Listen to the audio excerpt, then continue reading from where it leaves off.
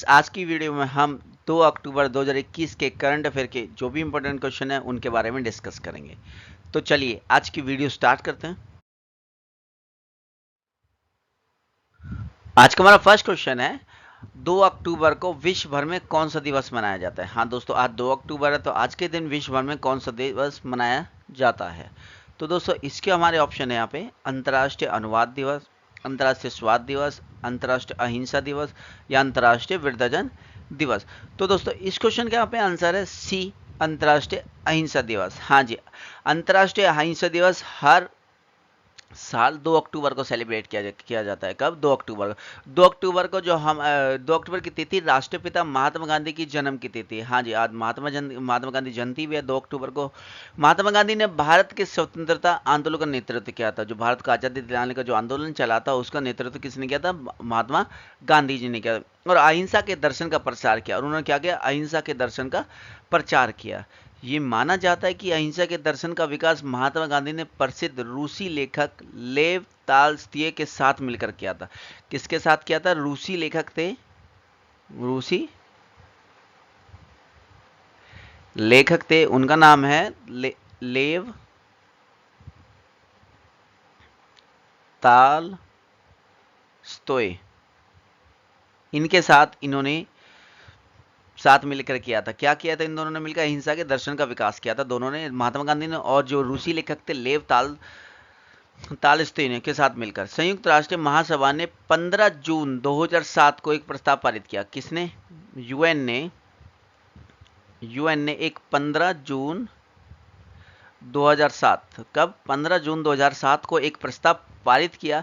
दुनिया में यह आग्रह किया कि वे शांति और अहिंसा के विचार पर अमल करें। लोगों से कहा कि वे शांति और अहिंसा के विचार पर अमल करें। और महात्मा गांधी के जन्म दिवस को यानी कि 2 अक्टूबर को अंतर्राष्ट्रीय अहिंसा दिवस के रूप में मनाए। उन्होंने ये किसने घोषणा की? यूएन ने घोषणा की 15 जून 2007 को कि जो महात्मा गांधी जयंती आती है हर साल 2 अक्टूबर को, तो उस दिन क्या मनाया जाए? अंतर्राष्ट्रीय अहिंसा दिवस मनाया जाए।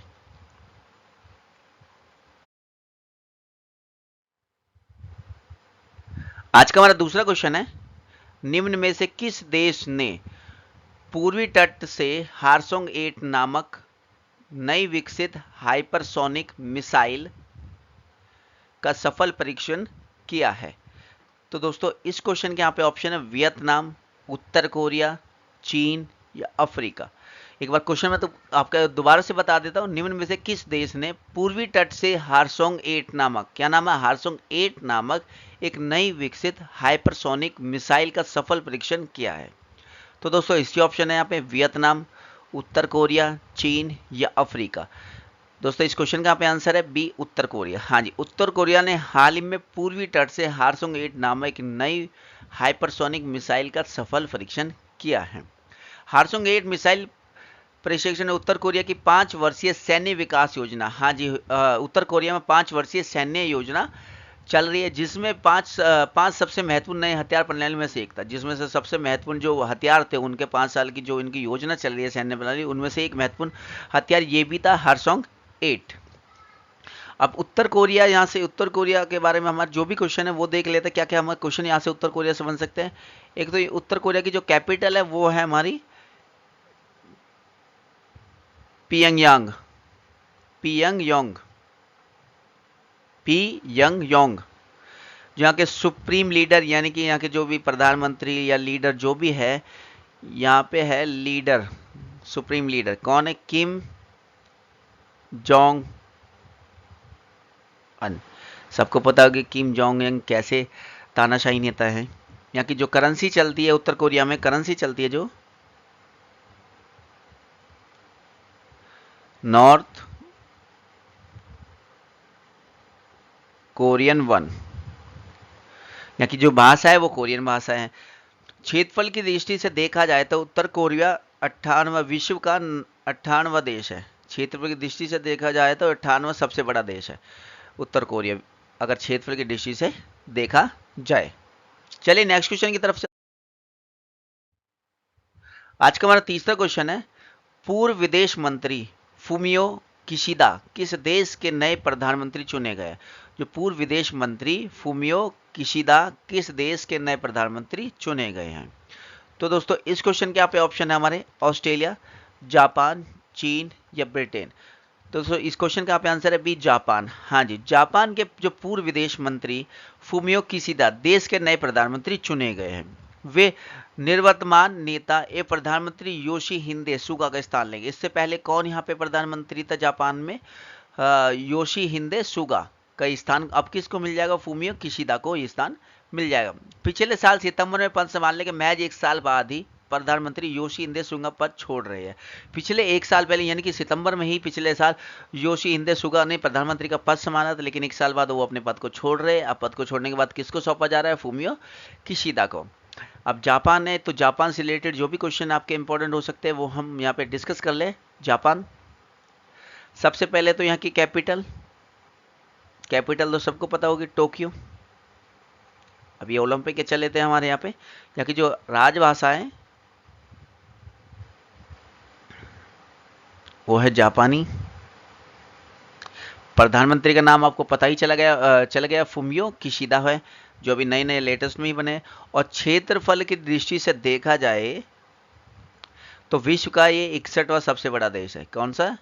61वां सबसे बड़ा देश है जापान। यहाँ के प्रधानमंत्री का तो आपको पता ही चल गया, फुमियो किशिदा है। और यहाँ के सम्राट है, यहाँ पे संसदीय प्रणाली भी और संवैधानिक राजतंत्र भी है। तो राजतंत्र के हिसाब से यहाँ के सम्राट कौन है? नारूहितो जापान के सम्राट है। यहाँ पे संसदीय प्रणाली और संवैधानिक राजतंत्र दोनों तरह की सरकार चलती है। चलिए नेक्स्ट क्वेश्चन देखिए। आज का हमारा चौथा क्वेश्चन है, नजला बोडेन रोमदाह ने हाल ही में किस देश की पहली महिला प्रधानमंत्री बन गई है? नजला बोडेन रोमदाह ने हाल ही में किस देश की पहली महिला प्रधानमंत्री बन गई है? तो दोस्तों इस क्वेश्चन के ऑप्शन है ईरान, ट्यूनीशिया, मालदीव, मलेशिया।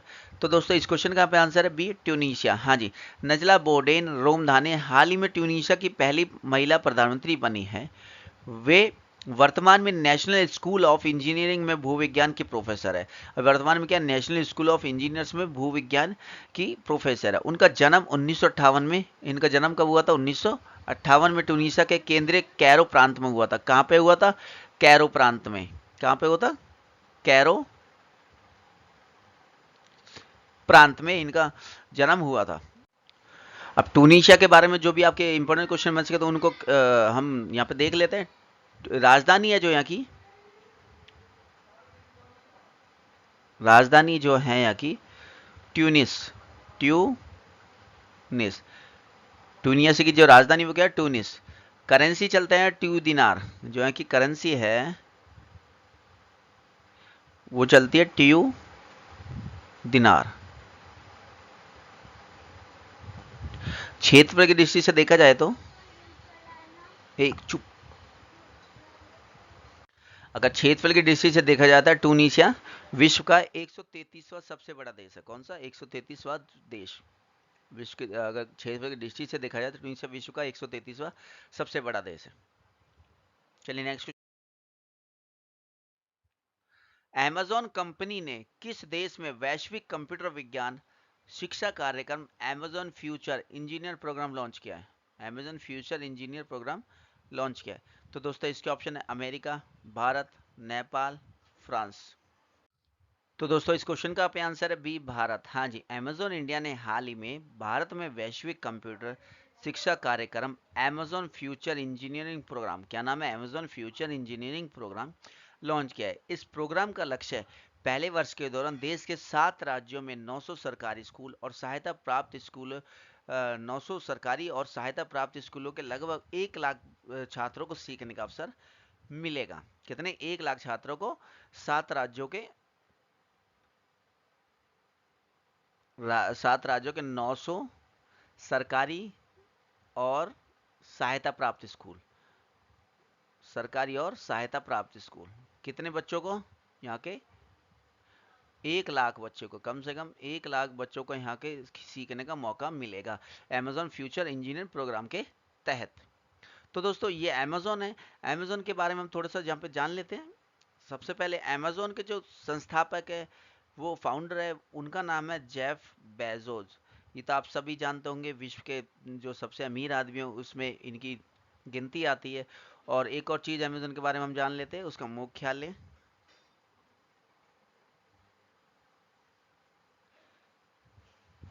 ये है सिएटल। सिएटल कहाँ पर है? वाशिंगटन में। कहाँ पर है? वाशिंगटन। ये अमेरिका। कहाँ पे? अमेरिका। वाशिंगटन अमेरिका में है अमेजॉन कंपनी का मुख्यालय। आज का हमारा छठा क्वेश्चन है, केंद्रीय वाणिज्य और उद्योग मंत्री का नाम बताइए जिन्होंने हाल ही में ease of logistic portal launch किया है। Ease of logistic portal launch किया है। तो दोस्तों इस क्वेश्चन के यहाँ पे ऑप्शन है पीयूष गोयल, निर्मला सीतारमन, आर के सिंह, हरदीप सिंह पुरी। तो दोस्तों इस क्वेश्चन का यहाँ पे आंसर है पीयूष गोयल। पीयूष गोयल, हाँ ji, Piyush Goyal. Federation of India Export Organisation यानी कि एफ आई ई ओ द्वारा आयोजित वाणिज्य के सप्ताह सम्मान समारोह के दौरान केंद्रीय वाणिज्य और उद्योग मंत्री पीयूष गोयल ने हाल ही में ease of logistic portal launch किया हुआ है। यह पोर्टल पारदर्शिता लाने के लिए लॉन्च किया गया है। किस लिए पारदर्शिता लाने के लिए लॉन्च किया गया है? आज का हमारा सातवां क्वेश्चन है, भारत और किस देश ने हाल ही में स्वास्थ्य और जैव चिकित्सा विज्ञान में सहयोग के लिए समझौता ज्ञापन पर हस्ताक्षर किए हैं? तो दोस्तों इसके ऑप्शन है यहाँ पे ऑस्ट्रेलिया, अमेरिका, चीन या भूटान। इस क्वेश्चन का यहाँ पे आंसर है बी, अमेरिका। हाँ जी, भारत के स्वास्थ्य मंत्रालय और अमेरिका के स्वास्थ्य और मानव सेवा विभाग ने हाल ही में स्वास्थ्य और जैव चिकित्सा विज्ञान में सहयोग के लिए समझौता ज्ञापन पर हस्ताक्षर किए हैं। दोनों देशों को वैश्विक स्वास्थ्य संरचना के सुधार के संयुक्तम रूप में काम करने की जरूरत है। भारत के सुरक्षा रक्षा विभाग स्वास्थ्य विभाग को और अमेरिका के स्वास्थ्य विभाग। आज का हमारा आठवां क्वेश्चन है, हाल ही में किसने 13,165 करोड़ रुपए के सैन्य उपकरण की खरीद को मंजूरी दे दी है? कितने? 13,165 के सैन्य उपकरण की खरीद को मंजूरी दे दिया। तो दोस्तों इसके ऑप्शन है शिक्षा मंत्रालय, डीआरडीओ, रक्षा मंत्रालय या इसरो। तो दोस्तों इस क्वेश्चन का यहाँ पे आंसर है रक्षा मंत्रालय। हाँ जी, रक्षा मंत्रालय ने हाल ही में 13,165 करोड़ रुपए के सैन्य उपकरणों की खरीद को मंजूरी दे दी है, जिससे ये Hindustan aeronautics limited H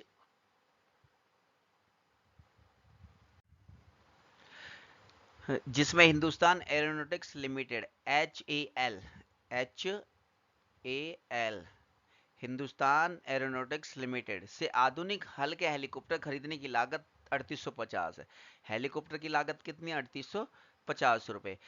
in उपकरणों में 25 स्वदेश विकसित आधुनिक हल्के मार्क 3 हेलीकॉप्टर शामिल है।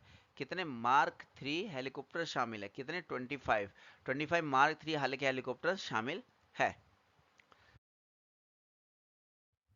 आज का हमारा नौवां क्वेश्चन है, निम्न में से किस पर्यावरण संगठन को राइट लाइवलीहुड अवार्ड 2021 देने की घोषणा की गई है?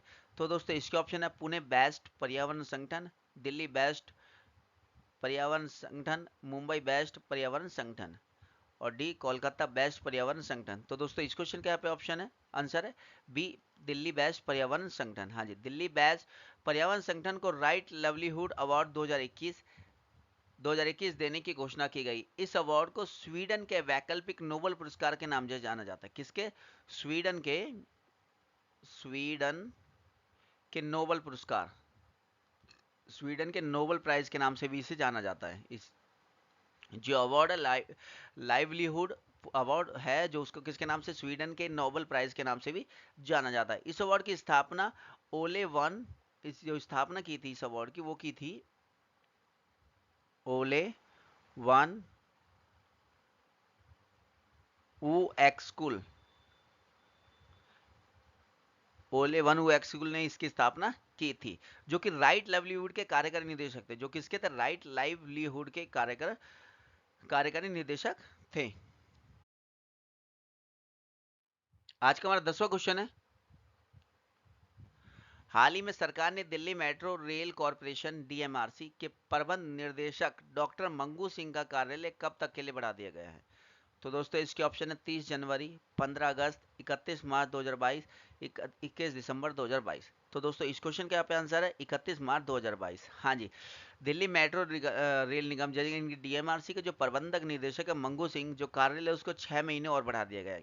बता दें कि दिल्ली के परिवहन मंत्री कैलाश गहलोत के निर्देश पर परिवहन विभाग ने इस संबंध में कुछ दिन पहले केंद्र सरकार के पास एक प्रस्ताव भेजा था, जिस पर केंद्र ने अपनी अनुमति प्रदान कर दी। मंगू सिंह का प्रबंध निदेशक के रूप में कार्यालय इस महीने 30 सितंबर को समाप्त हो रहा था। अब ये 31 मार्च 2022 तक इस पद पर बने रहेंगे। तो आज की वीडियो में इतना ही। अगर वीडियो पसंद आए तो वीडियो को लाइक करें, शेयर करें, चैनल को सब्सक्राइब करना बिल्कुल ना भूलें। जय हिंद, जय भारत।